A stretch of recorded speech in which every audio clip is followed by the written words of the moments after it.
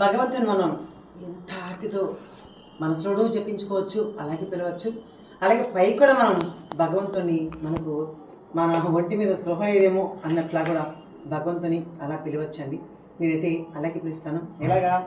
రాధత్తారా రాధత్తారా రాధత్తారా రాధత్తారా లేచి రావయ్య ఈ జనం చూడవయ్యా, లేచి రావయ్య ఈ జనం చూడవయ్యా, లేచి రావయ్య ఈ జనం చూడవయ్య. మా ఆలనైన పాలన దేనికైనా నువ్వే కదా. రా రా రా రా రా రా రా రా రా రా రా రాధత్తారా రాధత్తారా రాధత్తారా రాధత్తారా లేచి రావయ్య ఈ జనం చూడవయ్యా, లేచి రావయ్య ఈ జనం చూడవయ్యా, లేచి రావయ్య ఈ జనం చూడవయ్య. మా ఆలనైన పాలన దేనికైనా నువ్వే కదా.